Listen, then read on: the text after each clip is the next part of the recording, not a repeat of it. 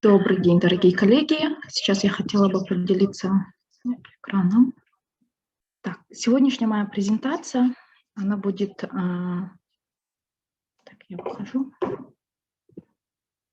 Сегодня я хотела бы рассказать о процессе подготовки УНУФ. Это определяем на национальном уровне вклады, которые поддерживаются проектом ПРООН «Климатическая перспектива». Ну, начиная, еще так сказать, с глобального момента, дальше вы увидите в презентации Зои причины изменения климата. Она очень подробно, хорошо расскажет в своей презентации. Здесь я хотела бы просто отметить, что есть две причины изменения климата. Это естественные и антропогенные. Сегодня в моей презентации я хотела бы отметить, какие причины изменения климата являются антропогенными и что может мир, и в том числе Кыргызская республика, сделать для того, чтобы остановить ускоренный процесс изменения климата. Антропогенные причины – это, конечно, причины, связанные с экономической и хозяйственной деятельностью человечества, которая увеличивает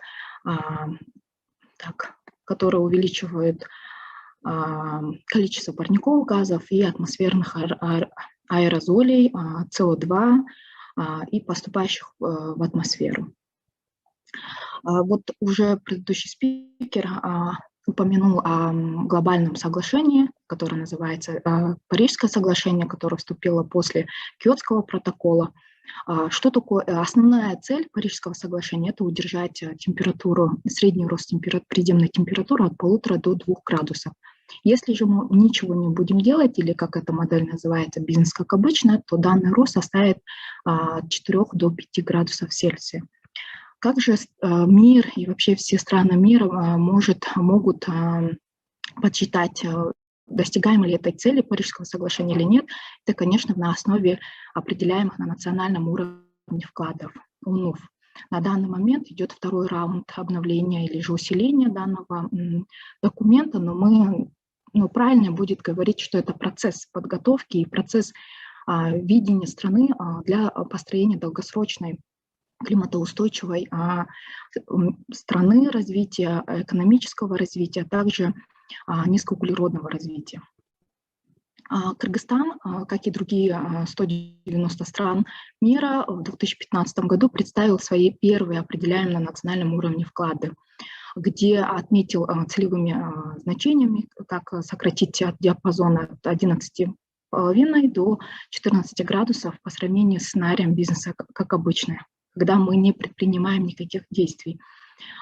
Или же целевое значение до 30 года может быть расширено до сокращений около 31% при международной финансовой поддержке. На данный момент, спустя 5 лет, проходит второй раунд обновления УНУФ, который должен был состояться в 2020 году, но, как уже Канат отметил, что в этом году, в 2021 году, в ноябре в Глазго состоится эта конференция сторон, где будут представлены всеми странами обновленные, усиленные УНУФ.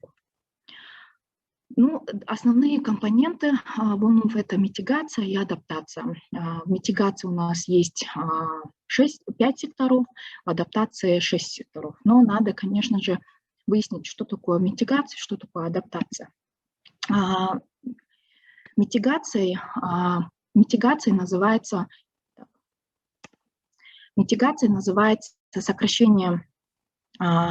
сокращение выбросов парниковых газов в атмосферу и их стабилизация, называется, то есть предпринимаем какие-то действенные меры для того, чтобы митигировать или же смягчить эти изменения климата. Любые меры, предпринятые для устранения или же снижения долгосрочного риска и опасности климатических изменений для человеческой жизни. Здесь несколько примеров, которые могут включаться в пакет митигационных мер. Это повышение энергоэффективности наших зданий, домов, переход на возобновляемые источники энергии, когда мы добываем энергию на основе природных источников, так скажем, это солнце, вода, ветер, поощрение общественного транспорта и устойчивой мобильности, также содействие развитию низкоэмиссионной промышленности, сельского хозяйства, соблюдение устойчивой пищевой продукции, также соблюдение правила обработки, переработки, использования, повторного использования и сокращения отходов. Также путем налогообложения, это уже регулятивные, так сказать, меры, это называется стимулирующие меры для использования ископаемых топливов и рынков выбросов СО2. Стимулирующие или же, наоборот, стимулирующие субсидии для того, чтобы, как сказать, мотивировать, да, больше использование возобновляемых источников энергии, энергоэффективных технологий и налогообложений для того, чтобы сократить количество используемых ископаемых видов топлива. Адаптация. Надо отметить, что наша страна низкоэмиссионная, и мы делаем большой упор на адаптационные вещи, потому что наша страна уязвима к последствиям изменения климата. Что такое адаптация? Это адаптация к жизни в изменяющемся климате, предполагает адаптацию к фактическому или ожидаемому будущему климату. И основная цель состоит в том, чтобы уменьшить нашу уязвимость к негативным последствиям. Это строительство зданий, инфраструктуры, которые являются более безопасным и устойчивым, посадка лесов, восстановление поврежденных экосистем, диверсификация сельскохозяйственных культур с тем, чтобы они могли лучше адаптироваться. Изучение, разработка инновационных решений для предотвращения и ликвидации последствий стихийных бедствий. И, конечно, разработка планов действий в чрезвычайных ситуациях, связанных с изменением климата. Как я уже ранее отметила, данный процесс в этом раунде поддерживается проектом ПРООН. Здесь есть две инициативы, это климатическая перспектива и также называется УНУФ-партнерство. Это глобальная инициатива, которая помогает не только технически, но и методологически, для того, чтобы всем странам, так сказать, предоставить навигацию в подготовке своих УНУФ. И мы придерживаемся инклюзивного подхода, который включает в себя такой принцип «никто не забыт». Вот есть госорганы, я не буду зачитывать, вы видите, какие мероприятия, какие деятельности проводятся. Это гражданское сообщество, частный сектор, молодежь, научное сообщество, СМИ, партнеры по развитию. И сегодняшняя консультация, вот первая в серии раундов консультаций, является крайне важным для нас, для того, чтобы получить обратную связь и услышать ваши голоса. Основой для митигационного компонента является инвентаризация парниковых газов. Вы видите, что основным источником выбросов СО2 является дорожный транспорт, энтерическая ферментация, скот, это метан вырабатывается, да, это сельское хозяйство, также энергетическая отрасль, также вносит свой основной вклад. Инвентаризация уже предварительно, результаты они уже представлены, и на основе этой инвентаризации были построены прогнозы общих выбросов по 3 сценариям развития экономики. Это низкий рост экономики 3,5%, 4, средний 4,5% это высокий. И вот видите, какой рост нас ожидает при этих 3 сценариев. Это нам нужно для того, чтобы мы понимали, где наша отправная точка и что Кыргызстан может предложить в сфере митигации, также в сфере адаптации для того, чтобы достичь целей Парижского соглашения. Вот вы видите здесь тенденцию, да, количество выбросов, вот если 2020 год взять, это 14,6 миллионов эквивалента СО2. И если мы ничего не будем делать, ничего не будем предпринимать, то к 30-50 году мы достигаем около 25 миллионов и около 43,5 миллионов в 50 году. Хотела бы напомнить, что именно во 2-м раунде Парижского соглашения секретариат, так сказать, РККОНа просит страны представить свои долгосрочные цели, целевые значения до 30-го, до 50-х годов, для того, чтобы весь мир понимал, куда мы идем. И каждые 5 лет нам необходимо обновлять нашу УНУ. И уже переходим к мерам. Как я уже ранее отмечала, что есть два компонента, это митигация и адаптация. Я хотела бы сейчас просто пройтись. Это самый первый, так сказать, нулевой список мер по адаптации, по митигации. Общий список мер, он уже, я насколько понимаю, потом, наверное, Аня еще проинформирует, что он уже выложен на ресурсах БИОМ, и мы будем рады получить ваши комментарии.